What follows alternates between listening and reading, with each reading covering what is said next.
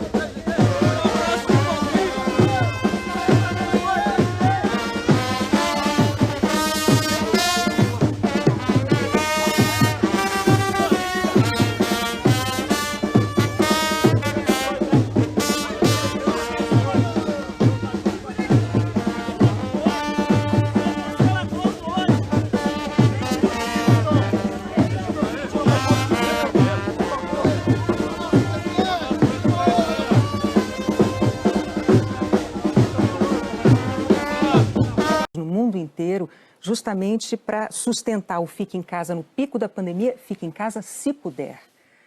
Para que as pessoas... Essa é a Renata Vasconcelos agora entrevistando o Jair Bolsonaro. Como é que será que foi a Renata Vasconcelos antes, durante a pandemia? Será que ela disse se puder ou só fique em casa?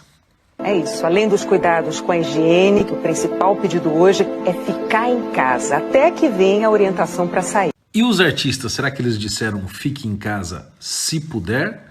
Ou disseram fique em casa, fique em casa, fique em casa. É só fique em casa. Fique em casa. Fica em casa. Fique em casa. Fique em casa. Fica em casa. Fica em casa. Fique em casa. Fique em casa. Fique em casa. Fica em casa. Fique em casa. Fique em casa. Fique em casa. Fica em casa. Fique em casa. Fique em casa. Fique em casa. Fique em casa. Fica em casa. Fique em casa. Fica em casa. Fique em casa. Fique em casa. Fica em casa. Casa. Fique em casa. Fica em casa. Fique em casa. Fique em casa. Fica em casa. Viva a ciência! Eu deveria estar surpreso com a arrogância e prepotência desses dois, sabe? Mas eu não tô não, afinal de contas eu conheço muito bem os bastidores dessa emissora. São praticamente semideuses. Eu gostaria de saber qual é o papel do jornalismo na vida do brasileiro, no dia a dia da população brasileira. A principal propagadora do Fique em Casa, que levou milhões de brasileiros à miséria e à fome, agora, na maior cara de pau, querem nos dizer que não pegaram o Fique em Casa e a economia a gente vê depois. E sim, o Fique em Casa se puder. Olha, é a maior mentira já dita na nossa cara.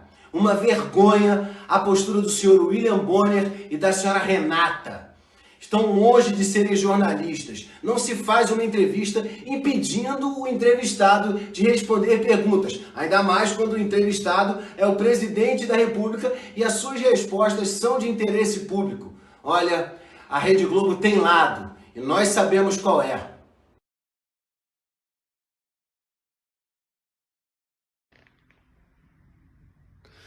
Glória a Deus. Bolsonaro foi como Daniel na cova dos leões. E Deus inspirou, abençoou e capacitou mais uma vez o nosso presidente. A ironia, o deboche, a arrogância, a prepotência de William Bonner e Renata Vasconcelos e o desrespeito para com o nosso presidente mostram como que a Globo nos enxerga. Aquela parte do Brasil que acredita em Deus, família, pátria e liberdade. Eles não querem isso. Eles querem a volta da quadrilha. Eles querem de novo o financiamento público para manter as suas operações. Mas Bolsonaro continuará apoiado por nós, que acreditamos no Brasil de hoje e no Brasil de amanhã. Portanto, presidente, parabéns. Mais uma vez, o senhor venceu os monstros da Globo. E o Brasil de bem e as famílias de bem estão com o senhor. E em nome de Jesus, vamos vencer e manter o Brasil verde e amarelo. Não é uma entrevista com o presidente. Eles prepararam uma narrativa para atacar ele o tempo inteiro. Atacar o presidente o tempo inteiro, né? E tentar ele afirmar, colocar na boca do presidente: o senhor afirma isso, o senhor assume esse compromisso, o senhor está aqui para pedir perdão para Alexandre de Moraes, querendo colocar nas costas do presidente uma cartolina que alguém escreveu fora a STF. Está nessa narrativa, sabe? E o Brasil sabe o que o presidente fez e o presidente deixou de fazer. Assim, ridículo. Eles não sabem nem manter o comportamento. Estão treinados, estão com um calmantezinho no lugar, exatamente para atacar, não para falar do benefício, do bem que foi feito no governo Jair Bolsonaro. Mas nós, o brasileiro, sabemos e sabemos realmente o que ia acontecer com essa tal entrevista. O presidente não foi aí para ser tutelado pelo senhor Bonner, pela senhora Renata. Ele foi aí para responder, né? Mas, na verdade, é uma narrativa emendada de ataque ao presidente.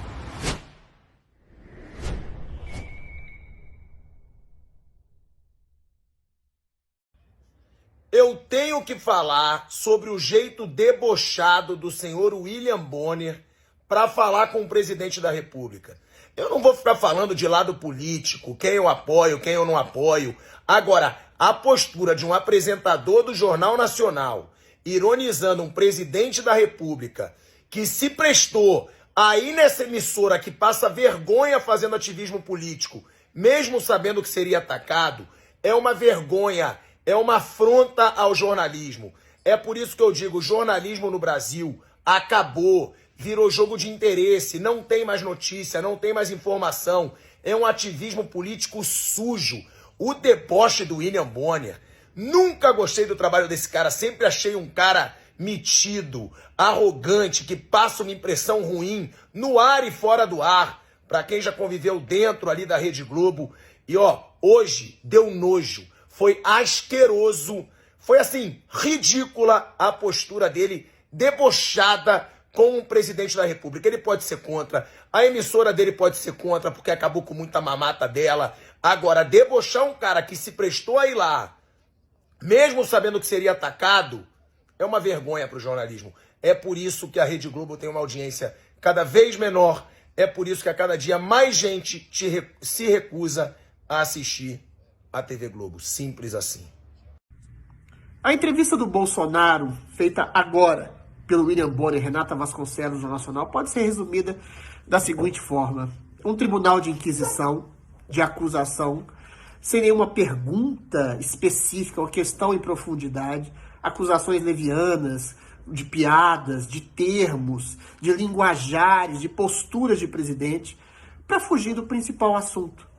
Na verdade, o presidente Bolsonaro fez um governo que atendeu a população carente no momento de pandemia, deu vacinas, deu a possibilidade médica de fazer o tratamento antes mesmo das vacinas, deu dinheiro na mão da população pobre e carente que ficou em casa, foi obrigada a ficar em casa, graças à grande mídia, que, com o apoio da grande mídia, que não queria deixar a população trabalhar e transformou pessoas pobres em miseráveis e classe médias em pobres, e o presidente resgatou essas pessoas através de uma política eficiente, compensatória e liberal, em que o resultado é mais emprego, o resultado é mais mercado de trabalho, mais crescimento econômico, menos inflação, gasolina mais barata.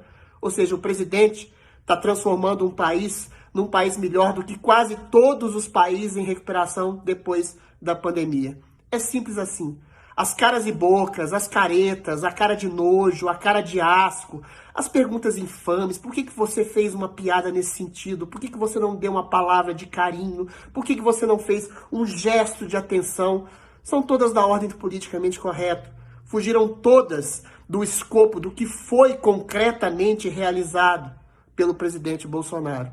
É um tribunal inquisitorial em que os acusadores, os inquisidores, se prestaram um papel de ficção, em que eles mesmos estiveram na fogueira das suas perguntas patéticas. O presidente foi calmo, foi sereno, estabeleceu a possibilidade de apoio de um centro, inclusive fisiológico, que o ajudou a aprovar reformas para a melhoria da população brasileira.